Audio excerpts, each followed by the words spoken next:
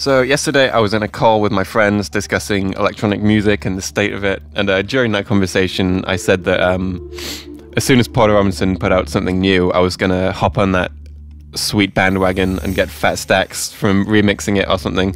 And then not 5 minutes after I said that, the message came through: epic new Jotting Robinson. And it confused the shit out of all of us in the call. We were like, what the fuck? Has Porter been hacked? Is this a joke? Has he started a new label? And we saw the tweet: new project, virtual self, virtual self, virtual self, virtual self, EON BREAK.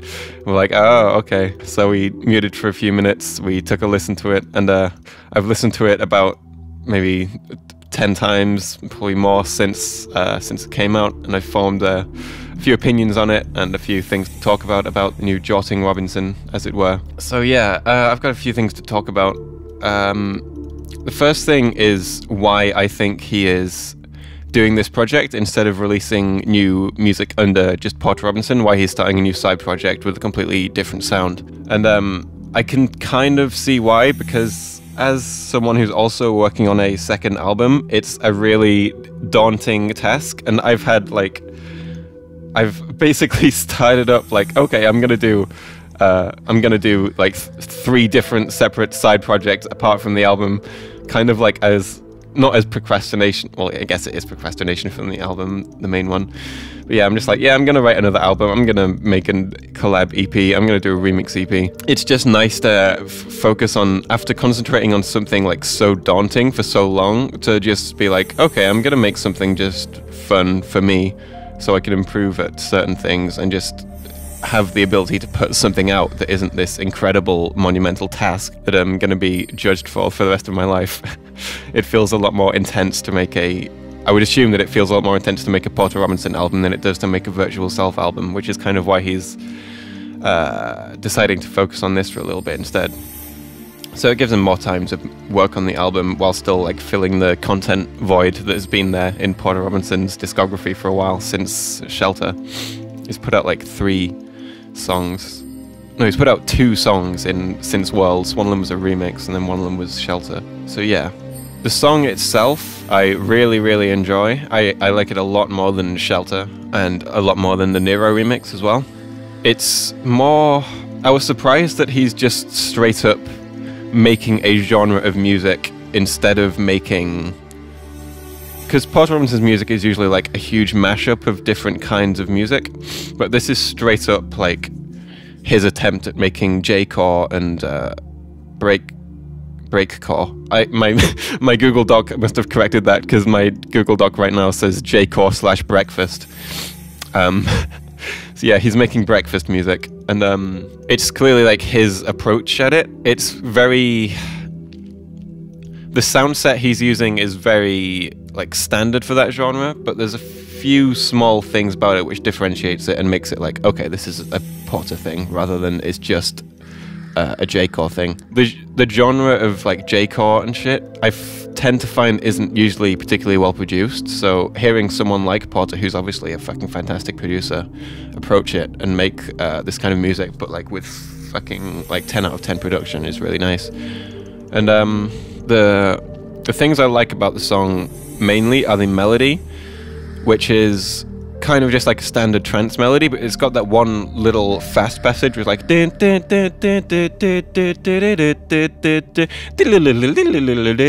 which is very Porter to me. It feels very reminiscent of the stuff he's been doing for his live edits. Just that little fast passage of melody, and that kind of sets it apart from most J-core melody-wise, and makes me think of Porter rather than just a normal like J-core 2-ho rhythm game DDR song. I really like the piano melody in the song, especially the piano sound itself is super clean and super crisp and super just nice to listen to, and I'm hoping that plays a part as well in future songs in this project. And the little vocal, not the speaking vocals, but the what they called vocal melody chops at the start are really cool as well. The speaking vocals actually really, really, really remind me of Akira Complex, his EP with Camellia Reality Distortion. Just in the way the vocals are processed, they sound pretty much identical. So I'm guessing this is, I'm not the biggest consumer of J-core and this kind of music. Like, I listen to it occasionally, but it's not something I've dived incredibly deep into, so I'm guessing this is kind of a standard thing for the genre. But I really like that vocal sound. Super processed, super sci-fi-y, super kind of sounds like an announcement from a speaker in a spaceship or something, which is really cool. I like it. The drums in the first drop are very just worldsy. Just that drum pattern, just 4 on the floor. Is probably something you wouldn't really hear that much of in this genre of music, and is very much a Porter kind of thing. But differentiating it from Worlds, it has like the drum sounds they're using are very less like you would use on Worlds and more just standard for breakbeat and stuff. I love the second drop was the moment where it's like, oh shit, okay, this is fucking amazing. Where it's just a million kick drums per second, just, and then the second part of that second drop where it's like, where it's more like a kind of a metal like breakdown beat, I thought was really interesting. And that's not to say that I think Porter was influenced by metal so much as like the genre of breakbeat is influenced by metal, but that's been something I've been thinking of a lot lately. I wish more electronic music was influenced by metal music in the way that it handles rhythm and less standard rhythms, and this is a good example of that. What else is there to talk about? I guess I'll talk about the aesthetic as well. I fucking love it. It's very late 90s, early 2000s sci-fi anime, like a PS1 menu Japanese game, which is very much a thing I'm into. I really like the kind of Evangelion-ish pseudo-philosophical phrases and shit. I think that's it. I doubt it like it means anything in particular with regards to the human condition or whatever, but it's just a series of cool sounding phrases which I'm into, which basically I feel set up a atmosphere rather than crafting narrative. I'm really into the whole marketing thing he's doing. I think Porter's really, really good at marketing with the whole multiple Twitter accounts thing with small clips of videos, and it feels kind of like an ARG. I'm wondering if it's going to kind of more hints or whatever are going to spiral into an ARG. And that's kind of what I was hoping the Worlds teaser originally was going to be. It feels like a better done version of the Worlds teaser, which kind of hinted at a narrative running through the album, but it didn't really do anything with it. And this already feels a lot more solid in this regard. My criticisms are, I wish he had featured a few more sounds that aren't so standard for the genre, like some more like Porter's glitchy, distorted sound design. I wish there was a couple more moments where it felt like he was going to take that direction, and that's my biggest concern for this project, is that he might not my biggest concern is that he might not be pushing this genre forward as much as just making really good music in this genre. So like Knife Party are a good example of this. Like, Knife Party just kind of make really good EDM. They don't really do much to push anything forward with new sounds or whatever. At least nowadays, they kind of used to in their first couple of EPs, but definitely not anymore. And I'm hoping Porter uses like new sounds, new melodies, new techniques that aren't like lifted straight from this genre, and instead like are new fusions of sounds and shit. And also I hope that there's going to be some... My criticisms for this aren't directed at this song. It's more concerns about what the project could turn out to be, if it is an album, if it is a mix or whatever. And I'm worried that it might just be kind of one dynamic level all the way through, and there's not going to be many quiet moments and there's not going to be many peaks and valleys. It's just going to be kind of this a lot. But it's Porter, so I kind of trust him to do that. And something that helps alleviate that worry is one of the short video clips he posted on Twitter was just like a really empty, chilly pad for like 20 seconds, which hints to me that there will be quieter moments in the album, which I'm probably more excited for, honestly. The other thing is, I'm thinking this might be released as kind of like a mix, like in the way that all the songs flow together, just because the way the song ends on because in the video it kind of made sense, but when listening on Spotify, it also kind of goes into a different song at the end and then fades out. So that makes me think the songs are gonna like mix into each other, and then it's gonna flow as kind of a DJ mix or continuous mix or whatever.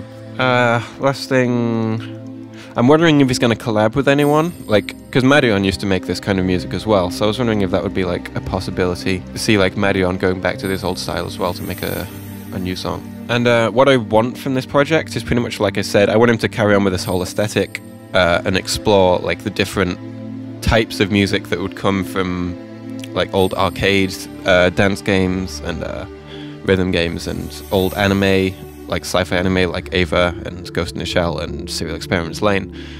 Explore that aesthetic, both like quiet sides of it and loud sides of it, and not just stay at one level the whole way through.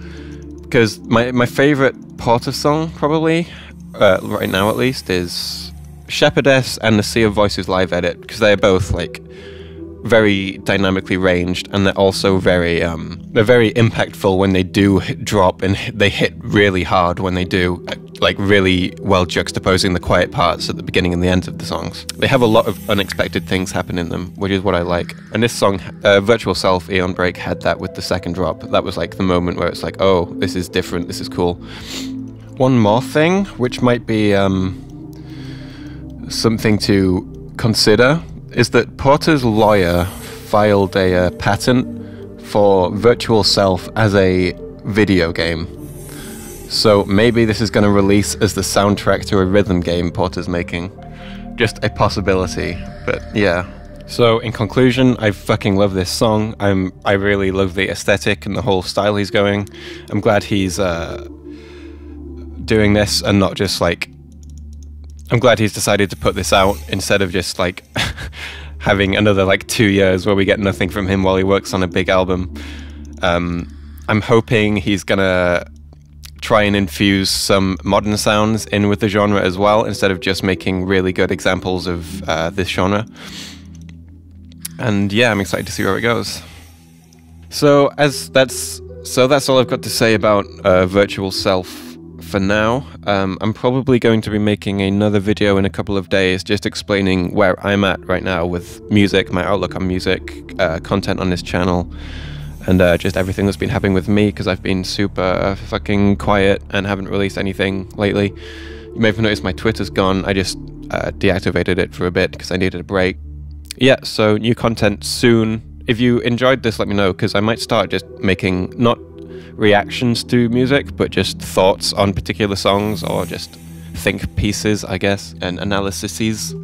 So yeah, I'll return to you soon from this void I find myself in, and I hope you're having a pleasant day or night or whatever the fuck, and I'll see you later. Good fucking leave my house. Get the fuck out!